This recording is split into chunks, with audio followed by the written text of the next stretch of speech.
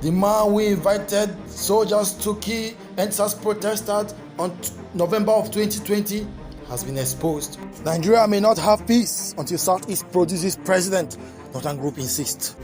Please guys, before we proceed, I would like you guys to share, comment, like and subscribe to this channel so that whenever we post very educative, informative news articles like this, you will be notified. Thank you.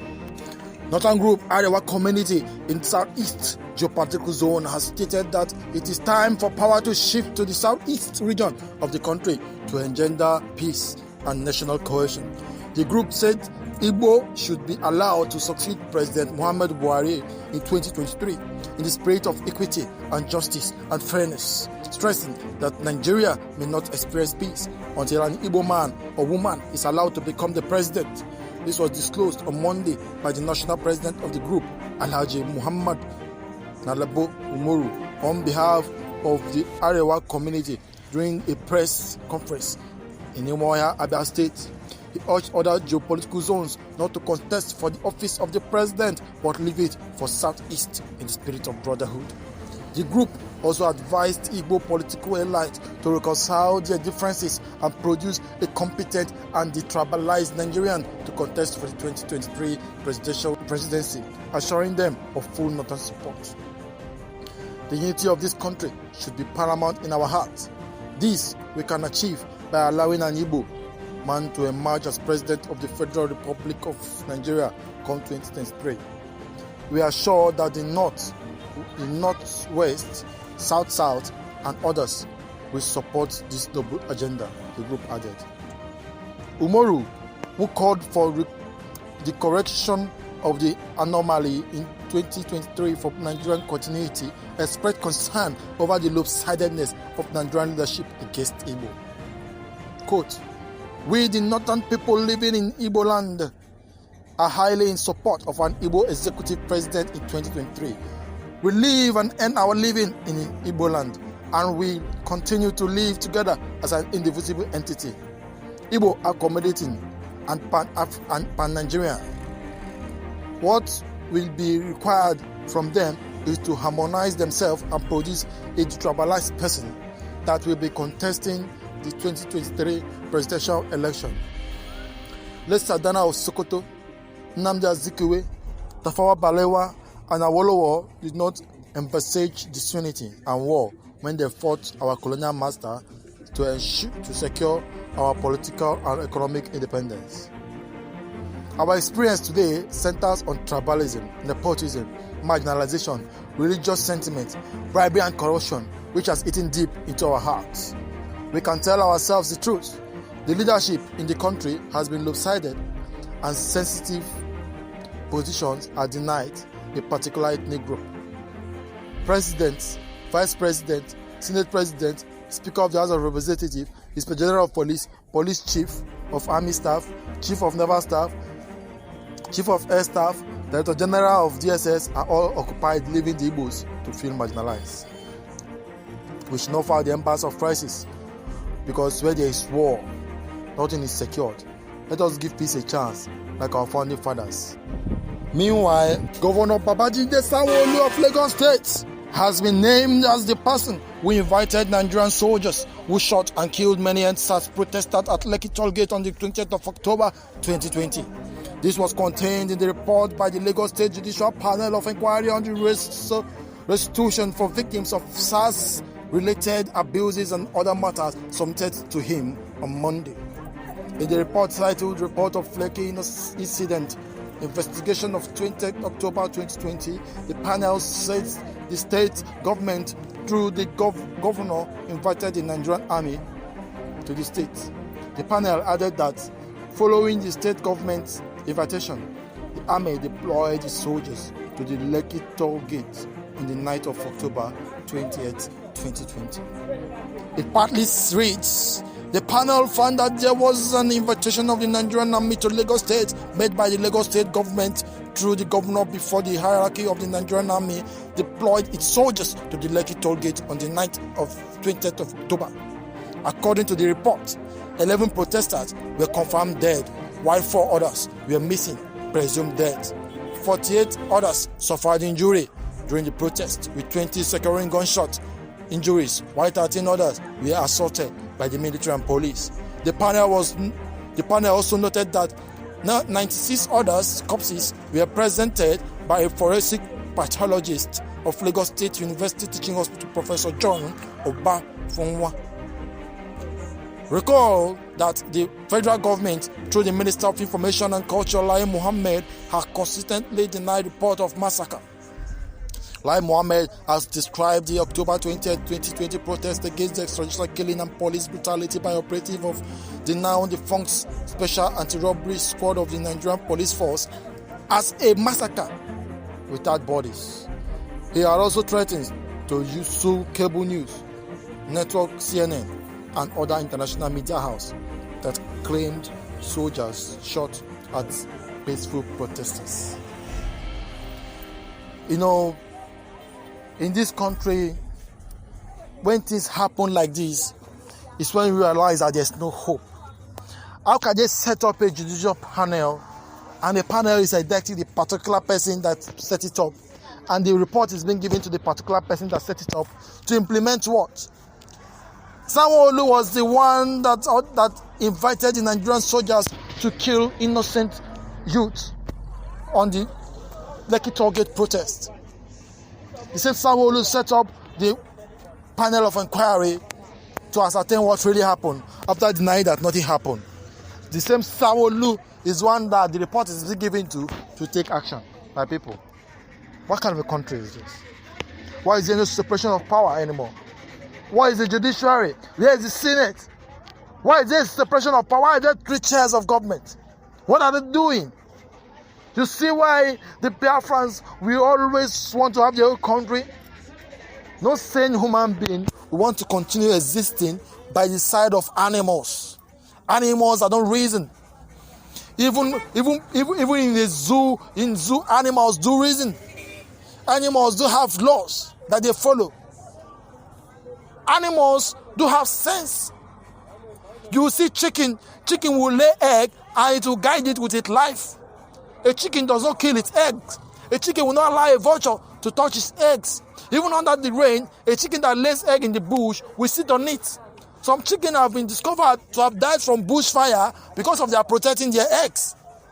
But in Nigeria, human beings kill their own children. Human beings open fire on their own. Governor of Lagos State did not mind whether the people protest in Arewa. He did not mind whether the people protest in Igbo. He did not mind whether the people protest in Hausa. But because of the demand of this youth look threatening to him and his government, the demand of this youth is something that they don't want to concede to. The demand of this youth for a better life is something that seems too cumbersome for them to understand. They opened fire on innocent people. They opened fire, live bullets on innocent youth. And they think those that they have killed will go and rest in peace. No way. Governor Sanwo-Olu will never have rest in his life. President Buhari will never have rest in his life. All the old soldiers, those that pulled this trigger and shot at innocent youth, people that had the flag, the Nigerian flag, people that were shouting Nigerian anthem, and you opened bullet on them. Shame on you, Nigerian government. Shame on you, the military. After you have gone to training for months, after you're training in the bush, you're training in the mud, you're training of how to climb tree, you're training of how to shoot gun, you're training of how to defend your land. All you can do is to shoot at innocent, unarmed youth. Are you not shameless? How low can you go? I'm talking to the soldiers that pull the trigger. Some orders you don't obey. There are some orders that you give your life for instead of you to obey it.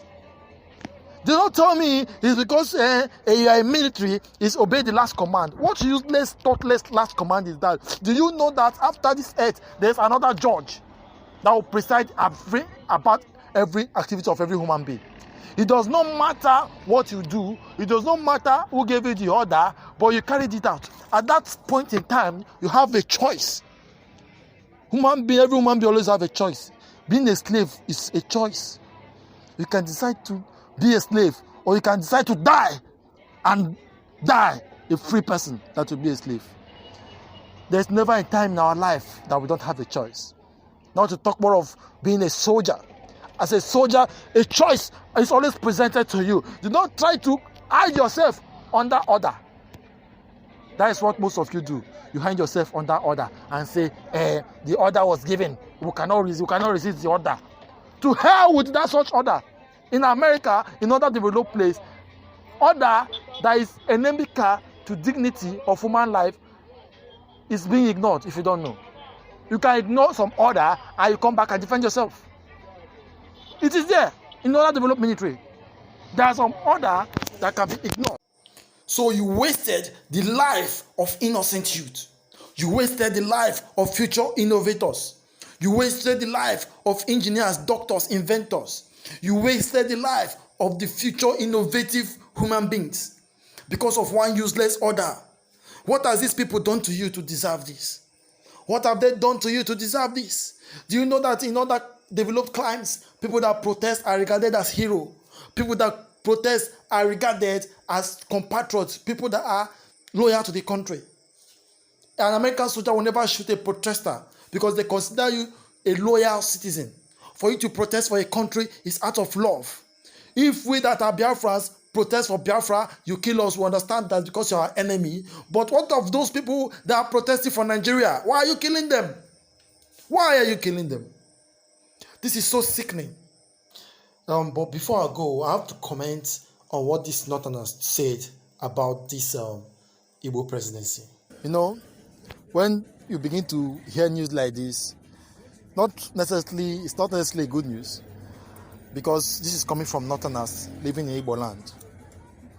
You people might begin to feel, oh, these guys are beginning to speak up, or this is going to some way help our cause. But let me be frank and honest with you people. Igbo presidency is one thing the Igbos don't need, and especially right now. We are not fighting for Igbo presidency. The Biafra agitation is not about Igbo presidency. All we want is our own nation. You hear them keep talking about war. Most of you who must have heard this news might be thinking that these guys are fighting for us and they are trying to see that the country is peaceful. No. This news update is trying to make it look as if these Northerners are trying to make it look as if it's the Igbo agitation that is making the East, that the Igbos are violent. The Igbo people are not violent, and our agitation is not a violent one. Forget all this minor group that used to come up here and there and be threatening fire and brimstone. If you look at them, most of them sometimes in their videos they're not up to 20, they're not up to 15. But the main group that we all know that is in charge of the Igbo agitation is the IPOB. And the IPOB are a very peaceful organization. When Nnamdi Kanu gives order, billions obey. What we are fighting for is not Igbo presidency. Yes, it's true that the Igbo presidency is going to unite this country. If the Fulani sees that, better, good for them. If they don't see that, that is their own cup of tea. But the truth of the matter is, the only thing that can actually unite this country is if we want to be honest, if we want to be truthful, is Igbo presidency. An Igbo president will have the capacity to unite the country, but that Igbo president is going to punish the Igbos. I'm very honest with you. Any Igbo man now that is giving presidency is going to kill us, just like Opposite Odoma is doing. He's going to kill all the Igbo to make sure that the Nigeria continues. No Igbo man will be the president and want Nigeria to break. That is one thing you people need to understand. Even though the Fulanis don't see it like that, but that is the reality. Most of the Fulanis are afraid that once Igbo man take power, they are going to break. They are going to give us Biafra. But that is not the truth of the matter. People like Opposite Odoma are there. Once he's likes, there is likes. Like the other one that have gone to prison and they released. If people like that take over the presidency, I can assure you that Igbos are going nowhere. As a matter of fact, our Biafra coming will be delayed for more than 8 years, if not more than that. Because it's going to make sure that he rains fire and brimstone. And when we are trying to plead our cause in other nations, they'll be telling us, I think your people are the ones in power. Why are you stopping us here? If we go to Britain, or if we go to America, or if we go to Germany to complain that the Nigerian government is dealing with us, what they're going to tell us is, your people is the one in power. So why are you people stopping us? If the Igbos are in power and you are saying you want to go and meet your brother in Aso Rock. That's what they'll be telling us. So it's going to be like a clog in the wheels of Biafra coming. As a matter of fact, The greatest disservice to an Igbo man is making an Igbo man a president. The greatest disservice to Biafrans is making an Igbo man a president. Because it's never going to help us, it will never help us. It's going to, as a matter of fact, delay our development. But definitely it's going to help the Nigerian cause. Making an Igbo man a president is going to make Nigeria last longer. Making an Igbo man a president is going to bring some level of development, that is certain. Because no matter how crook an Igbo man is, no matter how wicked an Igbo man is always a pro-development in nature. So we are making it loud and clear, and we are sending this message to every northern group, both the Ohanese and the Igbo, the Ohanese and the Oshi, and we are sending this message to the Arewa group that we the Igbos are not interested in Igbo presidency. They should stop mocking us in our own land. If they want to canvass for presidency, they should go back to their north. We are not interested. When Biafra comes, we are going to accommodate them. As a matter of fact, they are going to be in a better position than they are now, that we are in Nigeria. We don't need any stupid one Nigeria. What has one Nigeria done for you as a northerner? You are an Igbo land claiming that you want Igbo presidency. You want one Nigeria. What has one Nigeria done for you? It has only enriched your elite, not you. You are an ordinary Hausa man. You are suffering. You are not benefiting anything from your brother that is in power. So what makes you think that our continuous being together is going to change your situation? Your leaders in the north have brainwashed all of you to believe that we staying together is best for you. And yet, yes, they are doing your road. Yes, they are trying to give you people light. But upon of that, the damage they are causing to you is more than the good they are doing for you. They are giving you road, and yet they give you killers everywhere. As a northerner, you are not sure if you are going to live and see January of 2022. As a northerner, sometimes in your villages, people sleep on trees because you are afraid of bandits. As a northerner, some parts of Niger State are paying tax to bandits. They are paying weekly tax to bandits as I speak to you. And you are proud of it, and you want us to continue to live in this kind of foolish, slavish environment. When Biafra comes, we're going to have room for people like you. You're going to have work. You're going to have job. You're going to live a better life. Your standard of living will be better. That you are in Biafran land, you'll be entitled to receive stipends. Even if you are not working as an Hausa man, you are in Biafran land, you'll be paid. We have the money, we can afford it. It's just that the system is too greedy. Imagine they are wiring, they are connecting pipeline all the way from Obibo, they are taking it to Mauritania. They are connecting pipeline all the way from Obibo, they are taking it to Chad. All this project is ongoing as I speak to you. And this pipeline is going to be carrying gas. Why are they taking this thing just to go and fight jihad and fight terrorism? Instead of them to use it to develop the country, they are not doing that. Till today, Nigeria is not able to have 24 hours light because of we have criminal northerners as leaders of this country.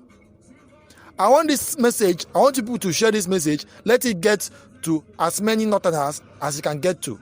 We, the Biafrans, are not interested in Nigeria unity. We are not unity beggars. We are not interested in your presidency. Your presidency is thinking. If an Igbo man becomes a president, the best Igbo man becoming let me just even assume one of our best that has good eyes, that will not even kill us, becoming a president. He cannot even do anything to develop this country. Because he will be fought tooth and nail by the northerners. They are going to ensure his policies fail. Look at what they do to Ebele Jonathan. Good luck Ebele Jonathan, with all his good intention. We, these Easterners, we saw through good luck. We know he has a good mind. We supported him, we gave him our full support. One thing you know about the Igbo man is that we have foresight. We are gifted with it. From childbirth, we are gifted with foresight. The only reason why today we look that like we are backward is because of the West took away the ability of us to control our political space. If we had the ability to control our political space and engage our foresight natural giftedness that is given to us by Chukwuka Abiyama, I'm telling you, there's no economy in this Africa that will be better than Biafra. That I can guarantee you. Ghana is a country of less than 30 million and they are doing better. So it's not about population. Igbo speaking part of Biafra, we have population of up to 50 million. And then we have our South brothers that makes up the population of Biafra land to up to 70 million and above. A country of 70 million is strong enough. Britain, as mighty as Britain is, they are a country of 66 million. Finland is not up to 20 million. And all these countries are doing well. Even Ghana. I kept mentioning Ghana because Ghana is a black country like you and I. Today, Ghana currency is stronger than that of Nigeria.